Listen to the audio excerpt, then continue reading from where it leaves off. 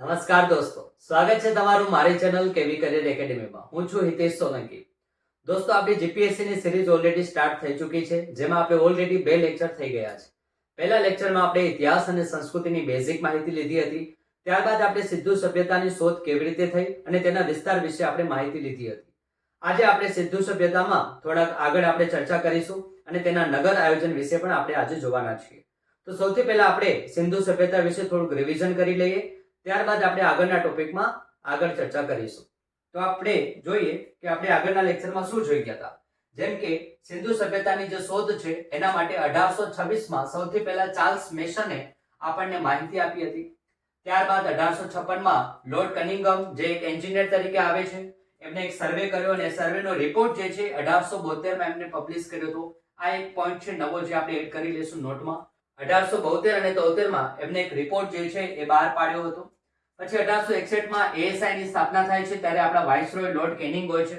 કેનિંગના સમયમાં એએસઆઈ ની સ્થાપના થવી એ કનિંગહમના કારણે જ થયું હતું, માટે જ એએસઆઈ ના જનક તરીકે આપણે કનિંગહમને ઓળખીએ છીએ.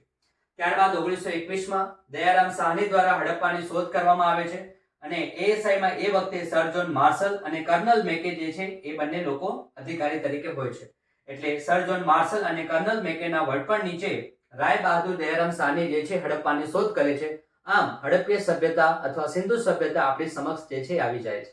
તો આ થઈ ગઈ બેઝિક માહિતી કે સિંધુ સભ્યતાની શોધ કેવી રીતે થાય છે. આપણે એના વિસ્તાર વિશે પણ માહિતી લીધી હતી, જેને પણ આપણે એક નાનકડા રિવિઝન તરીકે જોઈ લઈએ.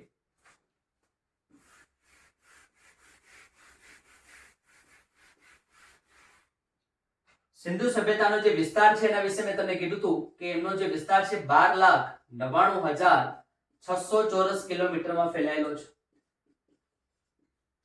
અહીંયા તમે જરા ચેન્જ કરી લેજો. મેં આગળના લેક્ચરમાં 400 કિલોમીટર અહીંયા લખાવ્યા હતા, પણ એ 600 છે. 12,99,600 ચોરસ કિલોમીટર જેટલો વિસ્તારમાં એ ફેલાયેલી છે. તેમજ એ ભારતના ઉત્તર પશ્ચિમ ભાગમાં ફેલાયેલી છે. હવે આપણે એની દિશાઓ જોઈએ કે ઉત્તર, દક્ષિણ, પૂર્વ, પશ્ચિમમાં કયા કયા સ્થળ આવેલા છે. તો સૌથી પહેલા વાત કરીએ ઉત્તરમાં, તો અહીંયા જમ્મુ કાશ્મીર છે. જમ્મુ કાશ્મીરનું માંડા નામની જગ્યા છે, ત્યાં આવેલું છે. જ્યારે આપણે વાત કરીએ દક્ષિણમાં, તો દક્ષિણમાં એ મહારાષ્ટ્ર સુધી ફેલાયેલી છે અને જ્યાં દૈમાબાદ કરીને એક જગ્યા છે ત્યાં સુધી ફેલાયેલું છે. જ્યારે આપણે વાત કરીએ પૂર્વમાં યુપીમાં આલમગીરપુર સુધી ફેલાયેલું છે. જ્યારે પશ્ચિમની આપણે વાત કરીએ તો પશ્ચિમમાં એ બલુચિસ્તાન,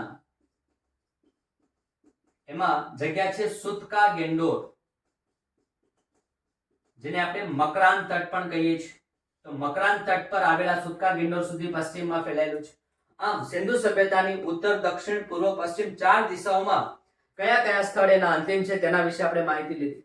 આ સિવાય આપણે કેવું હોય કે સિંધુ સભ્યતા કયા કયા દેશમાં ફેલાયેલી છે, તો સૌથી પહેલા ભારતમાં, બીજું છે પાકિસ્તાન અને ત્રીજું છે અફઘાનિસ્તાન.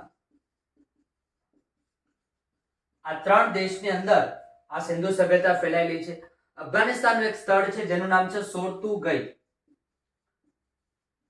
આ નામ આપણે યાદ રાખી શકીએ. ઘણી બુકોમાં ઘરની જગ્યાએ ગ લખેલો હોય છે. તો સોરતુગઈ કરીને એક જગ્યા છે જે પણ સિંધુ સભ્યતા સાથે સંકળાયેલી છે એવું માનવામાં આવે છે. તો આમ આ થઈ ગઈ સિંધુ સભ્યતાની સામાન્ય માહિતી. હવે સિંધુ સભ્યતા જ્યારે શોધાણી, ધેટ મીન્સ કે 8 થી 5000 વર્ષ પહેલા જે સિંધુ સભ્યતા હતી, શું ત્યારે માત્ર વિશ્વમાં એક જ સભ્યતા હતી કે આ સિવાય બીજી અન્ય સભ્યતાઓ પણ આપણને જોવા મળે છે? તો સિંધુ સભ્યતાની કેટલીક સમકાલીન સભ્યતાઓ પણ છે, જેના વિશે પણ આપણે ચર્ચા કરીએ. તો આપણે ટોપિકનું નામ આપીશું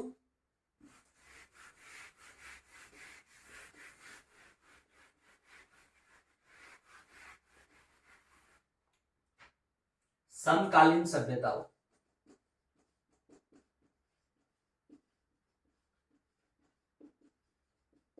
તો જ્યારે સિંધુ સભ્યતા હતી ત્યારે વિશ્વમાં બીજી આવી કેટલી સભ્યતાઓ જોવા મળે છે? તો વિશ્વમાં આવી મુખ્યત્વે 3 બીજી સભ્યતાઓ જોવા મળે છે. આ સભ્યતાઓ કઈ કઈ છે તેના વિશે આપણે થોડીક માહિતી લઈ લઈએ. જેમ કે સૌથી પહેલી છે મેસોપોટેમિયા ની સભ્યતા. આ જે મેસોપોટેમિયાની સભ્યતા છે એટલે કે હાલ અત્યારે ઈરાક અને જે સિરિયાનો વિસ્તાર છે,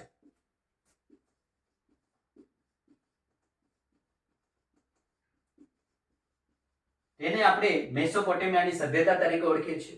અને જેમ આપણે વાત કરી ગયા કે કોઈ પણ સભ્યતા છે નદી કિનારે વિકસતી હોય છે, તો મેસોપોટેમિયાની સભ્યતા પણ જે છે એ 2 નદી કિનારે વિકસેલી છે. અને આ નદી કઈ કઈ છે? એક નદી છે એનું નામ છે યુફ્રેટિસ અને ટાઇગ્રીસ. યુફ્રેટિસ અને ટાઇગ્રીસ નદીના કિનારે મેસોપોટેમિયાની સભ્યતા જે છે વિકસેલી છે. મેસોપોટેમિયા જે વર્ડ છે એ ગ્રીક ભાષામાંથી લેવાયેલો છે. તો ગ્રીક ભાષામાં મેસોપોટેમિયાનો અર્થ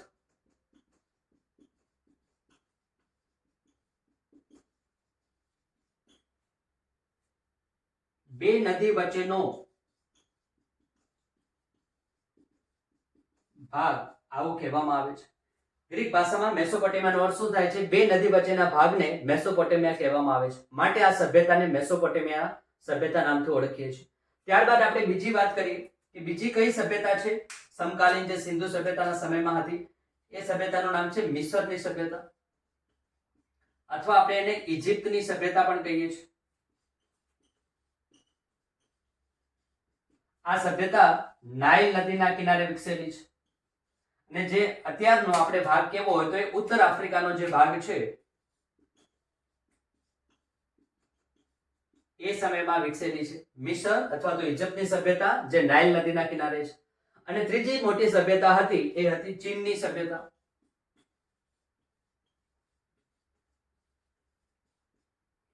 જે હવાંગ હો નદી, જેને આપણે પીળી નદી તરીકે પણ ઓળખીએ છીએ. તો આમ સિંધુ સભ્યતાના સાથે સાથે આ ત્રણ સમકાલીન સભ્યતાઓ પણ જોવા મળે છે. જેમાંની પહેલી છે મેસોપોટેમિયાની સભ્યતા, જે ઈરાક અને સિરિયાના વિસ્તાર સાથે જોડાયેલી છે.